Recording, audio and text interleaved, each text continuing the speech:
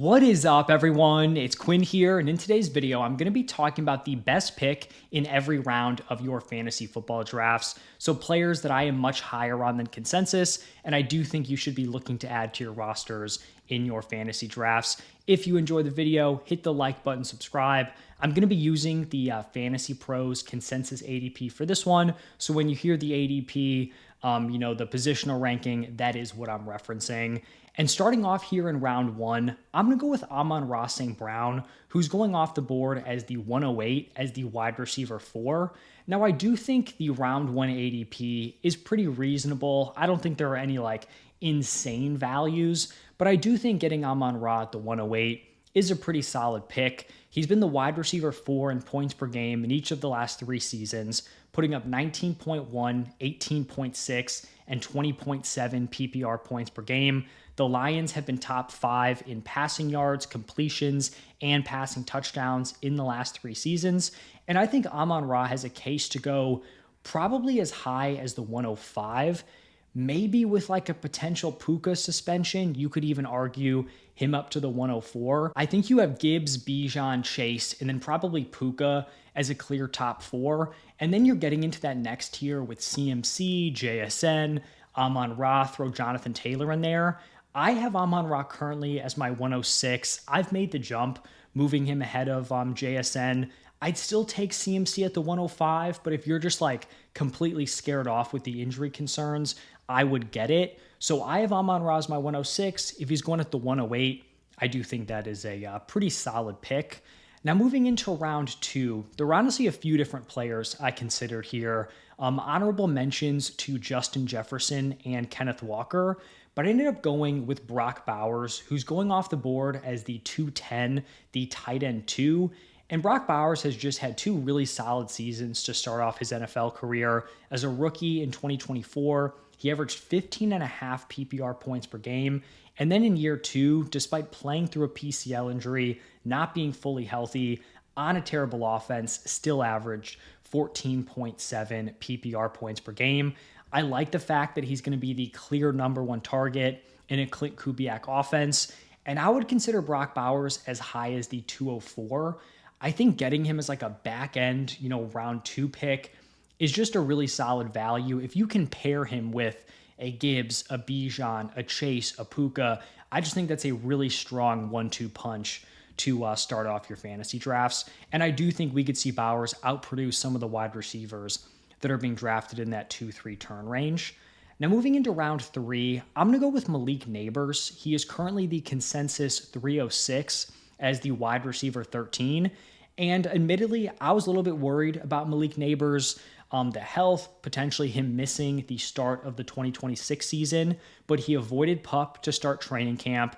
It seems like he is trending towards being ready in week 1, and that's huge for his overall season outlook because just as a player, as a talent, I think he's incredible. As a rookie, he averaged 18.2 PPR points per game, was the wide receiver 6. He did that with just awful quarterback play. Daniel Jones, Drew Lock, Tommy DeVito, Tim Boyle, all getting time there in that Giants quarterback room. And he just did such an amazing job of commanding volume. He was first in target share at 35%, second in target rate, 31%, second in deep target share, 56%, fourth in red zone target share, 37%, and then second in first read target share, 47%. So he's the type of player you can get the ball to in all 3 areas of the field. He's a guy you want to target in the red zone, and he's a guy you want to scheme up opportunities for. I do think there's some upside here playing with Jackson Dart. If he can have a solid year 2 jump, I think Malik Nabers is super talented. If you're getting a full season out of him, even with a slower start, I do think he's someone who should be going probably at latest in the early 3rd round. He's currently my 302, my wide receiver 11, and I envision only moving him up. I don't think he's going to fall past that. So he's going off the board as the 306. He's my 302. I think he's a really solid pick in the middle of the 3rd round. Now moving into round 4, I've got another wide receiver. It is going to be Garrett Wilson, going off the board as the 403, the wide receiver 17. And I just think this is an example of a talented player kind of being slept on due to situation. And Garrett Wilson's kind of been able to give you solid production even in rough offenses. 2024, he averaged 14.8 PPR points per game. 2025, it was only a 6-game sample size where he was healthy, playing the full games, but he was still putting up 16.6 PPR points per game despite being on just a completely anemic Jets passing attack. You look at his Vegas projections, he's a lot closer to the Nico Collins, George Pickens, Devonta Smith, Chris Olave grouping than he is to where he's being drafted in like that Zay Flowers, Emeka Ibuka, T. Higgins range. His reception line is at 84.5. His receiving yardage line is at 1,000. Those are some really solid numbers. And I do think there's a chance this Jets offense just kind of overachieves. Geno Smith with a bounce back season behind a decent offensive line, some better weapons. You have Garrett Wilson, you have Breece Hall, Kenyon Sadiq, Omar Cooper Jr., Adonai Mitchell. I'd be willing to take Garrett Wilson in like the mid to late round 3 range. If he's slipping into round 4, I do think he is a really solid pick. Now, moving into the 5th round, I'm going to go with DeAndre Swift as the first running back in this video. He's going off the board as the 507, the running back 24. And I'm not someone who's been super high on DeAndre Swift over the past couple of seasons, but I just think this is a pretty clean value here. And it's not like you're projecting him to be significantly better than last season. Last year, he averaged 14.3 points per game, was the running back 16. This year, it seems like everything's pretty similar, if not better, around him. And now he's being drafted as the running back 24. He is the running back 1, although it's probably going to be a split, but he's the lead back on an ascending offense, has solid touchdown upside. He's a good pass catcher. And he also, just like from a real life perspective, was very good last year. And so he's my running back 20. This is not a range where I'm typically looking to draft running backs round 3, 4, 5, typically looking at the wide receiver position. But even in my rankings, I have him as like a late 4th round value. And so DeAndre Swift mid round 5, especially relative to the other running back prices, I think he's a pretty easy smash here at this price. And once again, he doesn't have to do anything crazy. He can just straight up replicate what he did last year, and he will pay off at this price. I'm optimistic about the Bears offense, and that includes DeAndre Swift. Now, moving into round 6, it's going to be Mike Evans. He just barely qualifies for this round. The consensus 601, the wide receiver 27. Now, there's certainly some risk with drafting Mike Evans, right? He's coming off a pretty rough 2025 season. The first year of his career, he did not hit 1,000 receiving yards. He missed 9 games. Even when he was healthy, he wasn't amazing. 12.1 PPR points per game. He's 33 years old, coming off an injury-riddled season. It's possible he's just kind of on the decline and won't be able to get back to what we've seen in previous years. And I do think like injury prone gets thrown out there a lot. And I think a lot of times it's just guys having bad luck. They were injured the previous season. People fade them because they're injury prone.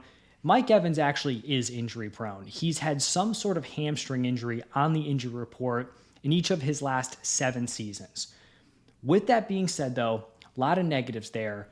It is a big if, but if Mike Evans can stay healthy, this is a wide open 49ers wide receiver room. And in his last full season, 2024, Evans was amazing. 17.2 PPR points per game. To me, this is a risk that is so worth it in the 6th round. Even if you're getting 13, 14 games out of Mike Evans, unless he's completely fallen off a cliff as a player, in this 49ers offense, I do think he's going to be very productive. Think he's going to command a lot of volume. He's going to have a lot of touchdown upside. There's just not a ton of legit weapons around him. Kittle's coming off a torn Achilles. You have CMC out of the backfield. The wide receiver room outside of Evans is kind of all over the place. You've got Debo. You've got Stribling, who I guess has looked pretty good throughout training camp. But I think getting a guy like Mike Evans in the 6th round is a value that's just too good to pass up on. Next up, we have round 7, and I'm going to be going to my first quarterback. It's going to be Caleb Williams, going off the board as the 709, the QB8. Now, I think Caleb Williams should be going in a pretty similar range as guys like Drake May, Joe Burrow, Jaden Daniels, Jalen Hurts, maybe even Lamar Jackson. And he just is not. I think he is in that tier, but he's not being valued anywhere close to those other names. We saw last year, his first season with Ben Johnson as his coach, his second year in the NFL, he was the quarterback 7 in points per game. And I just firmly believe this is an ascending offense. Caleb Williams should continue to improve. You have Colston Loveland, Luther Burden going into year 2, Roma Dunze going into year 3. And I just believe in Ben Johnson. I do think they're going to be a better unit here in 2026. And Caleb Williams also has some pretty solid rushing upside. As a rookie, he rushed for 483 yards. Last year, 383 yards, 3 touchdowns. He's not going to be this super physical runner, not going to have a ton of touchdown upside, but he has legitimate speed at the quarterback position. And I do think he has some untapped potential there as a rusher also. So once again, I like this Bears offense. I think Caleb Williams showed last year. He took a huge leap from year 1 to year 2. He was a really solid mid-tier QB1. I think he can make another leap this year and really be amongst the elites at the quarterback position for fantasy football. The next round is going to be round 8, and I'm going to go with Jordan Tyson. He just makes the cut here, the 801 wide receiver 37 off the board. This just comes down to Jordan Tyson being a really solid round 1 wide receiver prospect. He's stepping into an ascending Saints offense. Tyler Shuck heading into year 2. Really like Kellen Moore as the head coach, offensive mind for this team. And there's also just pretty limited target competition outside of Chris Olave. You do have Juwan Johnson at the tight end position, but in terms of wide receivers, it's going to be Chris Olave, and it is going to be Jordan Tyson. We've seen over the last few years, these rookie wide receivers do have a lot of upside. Some of like the elites who truly hit, can give you these monster seasons. Puka Nacua, Jamar Chase, Justin Jefferson, Malik Neighbors. Now, those guys are all incredible talents, top tier NFL wide receivers. But even in recent years, guys like BTJ, Lad McConkey, Tetero McMillan, Emeka Ibuka, all would have been really solid picks at this current ADP. So I'd take Jordan Tyson in round 6. You get him 7-8 turn. I do think that's a pretty solid bargain. We've got a couple more rounds here. Round 9, I'm actually going to give you 2 players. I'll go with Brock Purdy and Jonathan Brooks. Brock Purdy's going off the board as the 906, the quarterback 14, and then Jonathan Brooks, the 911, the running back 38. I'll be totally honest, I do not understand this Brock Purdy ADP. I have him ranked as my quarterback 10, and that might even be low. I just don't understand the idea of him not being drafted inside the top 12 quarterbacks.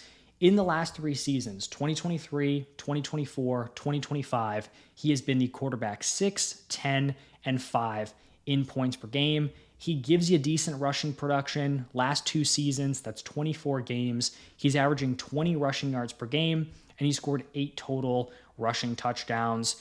The group of weapons is pretty fragile. I talked about it with Mike Evans, but there is some upside that it just pans out.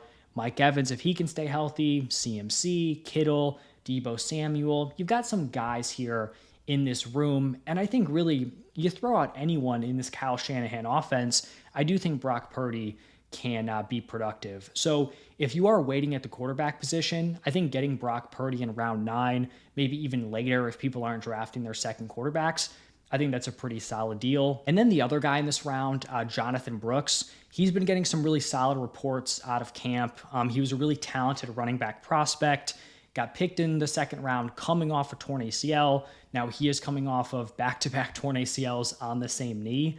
But I do think there's some legit opportunity here to be the Panthers running back 1.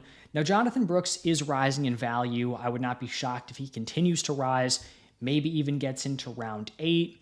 As he starts to rise, maybe I won't be as bullish on him, but I think if you're drafting right now, Jonathan Brooks still could be a value. Kind of an ambiguous backfield. Dave Canales is pretty valuable for fantasy running backs, the Panthers head coach. So I like some of the upside that Jonathan Brooks brings. And then the final guy here, we're going 10 rounds in this video. Round 10, my clear best value is Josh Downs, going off the board as the 1003. The wide receiver 46. And I really think this is just an insane value here for Josh Downs. He has proven that when he gets the opportunity to be on the field, run a large percentage of routes, he is very productive. In 2024, he averaged 13.1 points per game. That was the wide receiver 28 on a 78% route participation. He had a 26% target share. That was 19th in the NFL. His target rate was all the way up at 30%. That was 6th at the wide receiver position. This guy gets open, he commands volume, and I think the opportunity is going to be there. Alec Pierce banged up. No guarantee he's ready for week 1. Michael Pittman is gone. Last year, he was getting phased out of 2 wide receiver sets. This year, there's pretty much no way he's missing out on those 12 personnel opportunities. He way out projects all the other wide receivers going around him. Per the Vegas betting lines, his reception line at 67.5, 825 receiving yards. That is his line. I think in round 10, drafting Josh Downs, you could get someone that you legitimately trust in your lineup from week 1, and he could be like your 4th, 5th wide receiver on your roster. So that's going to wrap it up for my favorite value in every round. Tomorrow, I'll be doing the opposite, so the worst pick in every round, or I guess the top 10 rounds. So stay tuned for that. Let me know your thoughts down below in the comments. But thank you all for stopping by, and I will see you in the next one.